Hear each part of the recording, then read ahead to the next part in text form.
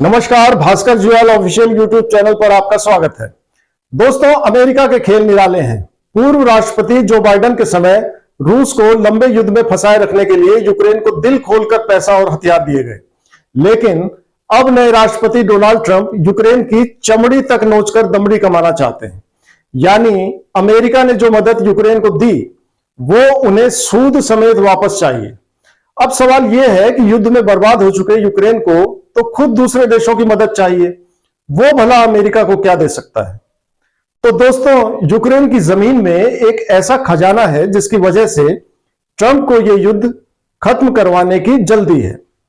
खेल बहुत बड़ा है, इसे सिर्फ रूस यूक्रेन युद्ध तक सीमित मत समझिए। दोस्तों, रूस के खिलाफ युद्ध लड़ते हुए यूक्रेन आर्थिक तौर पर बर्बाद हो चुका है, लेकिन उसमें फिर से खड़े होने की ताकत है। यह ताकत उसे मिलती है रेयर अर्थ मेटल्स से। जिस स्मार्टफोन, टैबलेट या कंप्यूटर पर आप ये वीडियो देख रहे हैं, उसे बनाने में दुर्लभ पृथ्वी तत्व या रेयर अर्थ मेटल का इस्तेमाल हुआ है। Smartphone, computer hard drive, electrical vehicles, medical उपकरण, ऐसी कई चीजों में रेयर अर्थ मेटल्स का इस्तेमाल बेहद जरूरी होता है। चीन रेयर अर्थ मेटल की 90% सप्लाई पर नियंत्रण रखता है। चीन के आसपास कोई भी देश नहीं है। इससे आपको समझ में आ रहा होगा कि क्यों स्मार्टफोन के बाजार में भारत पीछे रह गया और क्यों हर 4 में से 3 स्मार्टफोन चाइनीज होते हैं। अमेरिका चीन के रेयर अर्थ मेटल्स पर एकाधिकार को खत्म करना चाहता है, इसीलिए ट्रंप की नजर यूक्रेन के खजाने पर पड़ गई है। यूक्रेन में high quality rare earth metals मौजूद है। इसके अलावा आपको याद होगा कि ट्रंप ने डेनमार्क के ऑटोनॉमस हिस्से ग्रीनलैंड को खरीदने की भी बात की थी। उसकी असल वजह भी रेयर अर्थ मेटल्स हैं। ग्रीनलैंड में जलवायु परिवर्तन की वजह से बर्फ पिघल रही है, जिससे उसके नीचे छिपे दुर्लभ तत्वों को निकालना आसान हो गया है। अमेरिका उस पर कब्जा चाहता है। यूक्रेन के मामले में अमेरिकी राष्ट्रपति ट्रंप ने शांति के मसीहा का चोला ओढ़ा है। यूक्रेन के राष्ट्रपति अपनी अनुभवहीनता और अदूरदर्शिता या शॉर्ट साइटेडनेस की वजह से 2 खुर्राट नेताओं पुतिन और ट्रंप के बीच फंस गए हैं। महत्वपूर्ण यह नहीं है कि जेलेंस्की का क्या होगा, महत्वपूर्ण यह है कि डोनाल्ड ट्रंप पीस नेगोशिएटर का लबादा ओढ़कर यूक्रेन को गुलाम बनाना चाहते हैं। आपको यह जानकर हैरानी होगी कि ट्रंप ने इसके लिए बहुत ही शातिर तरीके से शतरंज की बिसात बिछाई है। सबसे पहला काम तो ट्रंप ने यह किया है कि रूस में चल रही शांति वार्ता से यूक्रेन और नाटो को अलग कर दिया है। अगर समझौते की टेबल पर जेलेंस्की और यूक्रेन की मदद करने वाले नाटो देशों के प्रतिनिधि भी बैठते तो जाहिर सी बात है वो अपना पक्ष रखते। ऐसे में भले ही जेलेंस्की को इस्तीफा देना पड़ता, यूक्रेन में चुनाव भी हो जाते, रूस और यूक्रेन ने एक दूसरे के जिन इलाकों पर कब्जा किया हुआ है उनका भी कोई ना कोई हल निकल आता, लेकिन ट्रंप को यूक्रेन के $500 बिलियन के रेयर अर्थ मेटल्स बिल्कुल नहीं मिलते। नेगोशिएटिंग टेबल पर यूक्रेन और नाटो की संयुक्त आवाज को ट्रंप के लिए नजरअंदाज करना बहुत मुश्किल होता। इसलिए ट्रंप ने यूक्रेन और नाटो को ही बातचीत से हटा दिया। ना रहेगा बांस, ना बजेगी बांसुरी।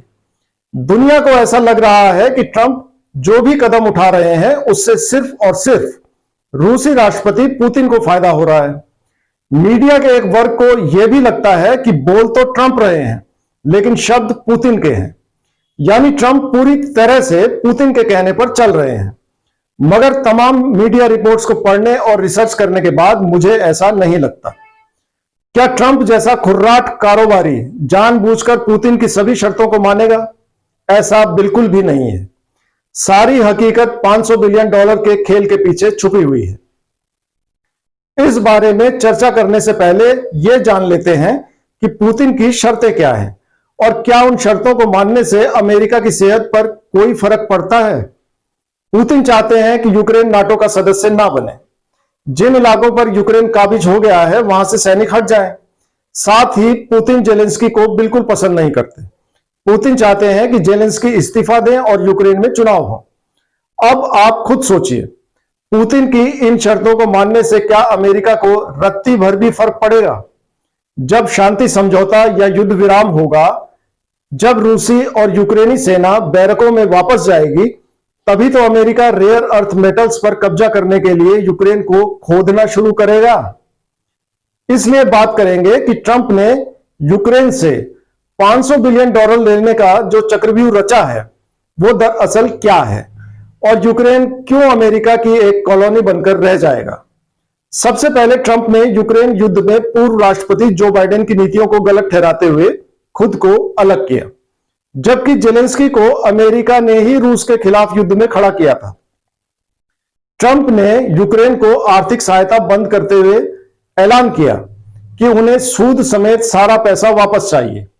भयानक दबाव बनाते हुए यूक्रेन से कहा गया कि वो अमेरिका को $500 बिलियन देने का समझौता करे, जबकि अमेरिका ने इतना पैसा यूक्रेन को दिया भी नहीं है।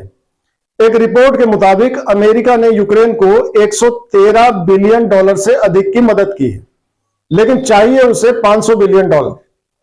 युद्ध की वजह से यूक्रेन यूरोप का सबसे गरीब देश बन चुका है, इसलिए अमेरिका के लिए यूक्रेन को दबा देना बहुत आसान हो गया है। ट्रंप का कहना है कि जेलेंस्की $500 बिलियन के रेयर अर्थ मेटल्स निकालने का अधिकार अमेरिका को सौंप दे।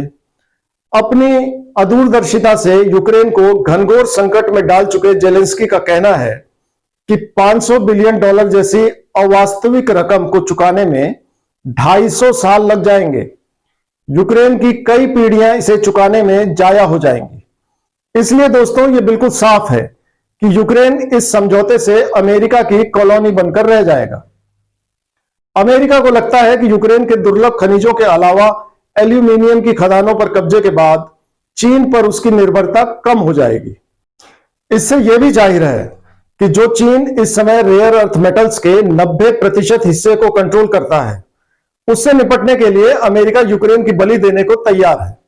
यहां एक बात और है, दुर्लभ खनिज वास्तव में इतने दुर्लभ नहीं है, लेकिन बढ़िया क्वालिटी के रेयर अर्थ मेटल्स को निकालने के लिए हाई एंड टेक्नोलॉजी की जरूरत होती है। यूक्रेन में टॉप क्वालिटी के दुर्लभ खनिज मौजूद हैं और अमेरिका के पास टेक्नोलॉजी है, लेकिन ट्रंप का मकसद यूक्रेन की मदद के बजाय उसके संसाधनों पर कब्जा करना है। इसलिए वो यूक्रेन से $500 बिलियन जैसी बड़ी रकम मांग रहे हैं, जिसे चुकाने में यूक्रेन की कई पुश्तें खप जाएंगी। जय हिंद, जय भारत।